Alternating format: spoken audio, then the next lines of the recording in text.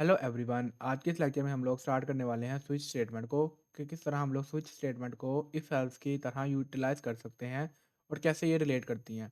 जैसा कि आपने लास्ट लेक्चर में देखा, हमने इफ़ एल्स को मल्टीपल कंडीशंस के थ्रू लिखा। लास्ट लेक्चर अगर आपने नहीं देखा तो आप ऊपर आई बटन पर क्लिक करके देख सकते हैं और डिस्क्रिप्शन में भी आपको लिंक मिल जाएगा। तो आज की वीडियो को स्टार्ट करते हैं।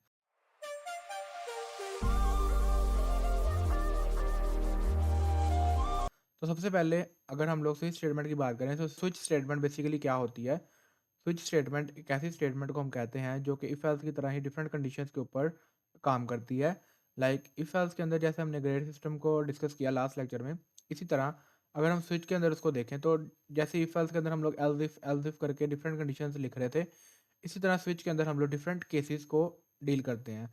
देन जिस तरह हम लोग इफ एल्स के अंदर एल्स का ब्लॉक लिख रहे थे कि अगर तो कोई भी हमारी कंडीशन जो है वो ट्रू नहीं होती तो हमारा एल्स का ब्लॉक जो है वो एट द एंड रन हो जाए। इसी तरह स्विच में हमारे पास एक डिफ़ॉल्ट का ब्लॉक होता है जो एट द एंड रन होता है अगर हमारा कोई भी केस जो है वो ट्रू नहीं होता। तो सबसे पहले हम लोग स्विच का सिंटैक्स देखते हैं कि स्विच को किस तरह से हम लोग लिख सकते हैं। तो स्विच को हम लोग इस तरह लिखते हैं, सबसे पहले हम लोग स्विच का कीवर्ड लिखते हैं, देन हम लोग लगाते हैं पैरेंथेसिस, देन हम लोग लिखते हैं उसका ब्लॉक। इस ब्लॉक के अंदर हम लोग हमारी कोड लिखते हैं। देन सबसे पहले हम लोग यहाँ पे क्या करते हैं, हम लोग एक लिखते हैं स्ट्रिंग, और हम लोग यहाँ पे वही सेम एग्जांपल जो हमने लास्ट लेक्चर में यूटिलाइज की थी ग्रेड वाली, वही उसको ही यूटिलाइज करते हैं, जिसमें हम लोग यहाँ पे ए ग्रेड को यूज़ करते हैं। सबसे पहले हम लोगों ने एक वेरिएबल क्रिएट किया ग्रेड का जिसकी डाटा टाइप क्या है स्ट्रिंग। तो इसमें हमने क्या कर दिया, स्टोर ए। देन मैं यहाँ पे चाहता हूँ कि अगर तो यूज़र का ग्रेड जो है वो ए है तो उसको एक लाइन प्रिंट हो जाए, अगर उसका बी है तो एक लाइन प्रिंट हो जाए, अगर सी है तो एक लाइन प्रिंट हो जाए, और अगर ई है या एफ है या कोई भी ग्रेड है उसको तो डिफरेंट लाइन प्रिंट हो। तो इस तरह से हम लोग इसको लेके चलेंगे। तो सबसे पहले मैं यहाँ पे एक्सप्रेशन के अंदर इसको क्या दूंगा, ग्रेड, जिससे क्या हो जाएगा कि मेरा ये जो ग्रेड है इसके ऊपर डिपेंड कर रहा है मेरा स्विच स्टेटमेंट। तो यहाँ पे मैं डिफरेंट केसेस को डील करूंगा। जैसे मेरे पास आ गया केस ए, एक ही केस में हम लोग क्या करेंगे, एक ही केस में हम लोग प्रिंट करवा देंगे। तो अगर हमारे पास यहाँ पे केस ए होता है तो हम लोगों ने यहाँ पे क्या प्रिंट करवा दिया, एक्सीलेंट। देन हम लोगों ने आगे उसका ग्रेड प्रिंट करवा दिया यूज़र का। इसी तरह अगर हम लोग केस टू की बात करें तो हम यहाँ पे लिख सकते हैं केस, और हम लोग यहाँ पे लिखेंगे बी। देन हम लोग लगाएंगे कॉलन। कॉलन का मतलब बेसिकली होता है कि हमारा जो केस है उसका इधर से लेकर आगे जब तक हम लोग ब्रेक नहीं लगाते तब तक वो चलता रहेगा। तो अब हमने क्योंकि यहाँ पे देखा, अगर हम लोग यहाँ पे भी ब्रेक नहीं लगा देंगे तो वो ये केस ख़त्म ही नहीं होगा कभी, तो हमारा प्रोग्राम जो है वो नीचे जाता रहेगा। लेकिन हमें चाहिए कि अगर हमारी ये कंडीशन ट्रू हो गई है तो हमारा जो फ्लो है वो यहाँ पे ब्रेक हो जाए। तो हम लोग यहाँ पे ब्रेक स्टेटमेंट को लाजमी लिखेंगे, जिससे ये होगा कि अगर हमारी ये कंडीशन ट्रू होती है देन वो ये जो कोड हम लोग इस ब्रेक के ऊपर ऊपर लिखेंगे वो सारा एग्जीक्यूट होगा, देन ब्रेक हो जाएगा। तो इसी तरह तो यहाँ पे मैंने एक लाइन ली थी गुड जॉब बी के लिए, और हम यहाँ पे क्या कर देंगे, ब्रेक इसे भी।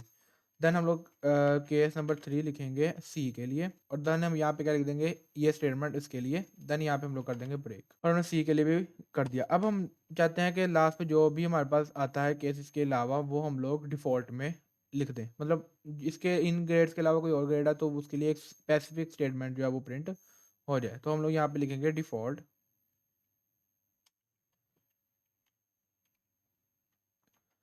डिफ़ॉल्ट का ब्लॉक बनाएंगे, डिफ़ॉल्ट के ब्लॉक में हम लिख देंगे कुछ भी किसी भी किस्म की चीज़, और यहाँ पे हम लोग क्या कर देंगे, ब्रेक।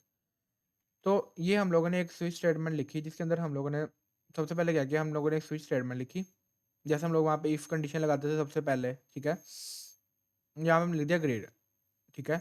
हमने एक्सप्रेशन क्या दे दी, ग्रेड के, हमने इसके ऊपर वर्क करना है। हमने कहा कि अगर केस वन है हमारे पास, अगर हमारा ग्रेड जो है ए है तो उसको ये लाइन प्रिंट करवाओ और ब्रेक कर दो।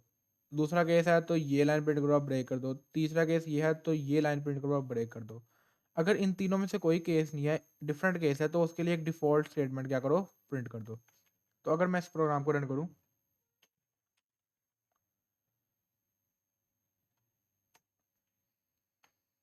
तो हमारे पास यहाँ पे एक्सलेंट प्रिंट हुआ ए, क्योंकि हमारा यहाँ पे ग्रेड कौन सा था, ए। अगर मैं इसको यहाँ पे कर दूँ सी, और अब मैं इसको रन करूँ तो मेरे पास यहाँ पे क्या हुआ, नॉट बैड सी।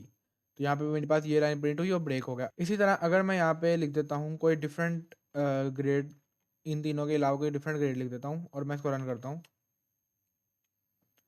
तो मेरे पास यहाँ पे आ गया इनवैलिड ग्रेड एफ। मतलब अब इन तीनों के अलावा एक डिफरेंट चीज़ थी, यानी कि एक डिफरेंट मेरे पास करेक्टर है यानी स्ट्रिंग है, तो उसके लिए मेरे पास एक डिफ़ॉल्ट स्टेटमेंट प्रिंट होगी, ठीक है। इन तीनों के अलावा अगर ये तीनों होंगे तो एक स्पेसिफिक लाइन प्रिंट होगी, अदरवाइज मेरे पास एक डिफ़ॉल्ट लाइन जो मैंने प्रोवाइड की है वो प्रिंट हो जाएगी।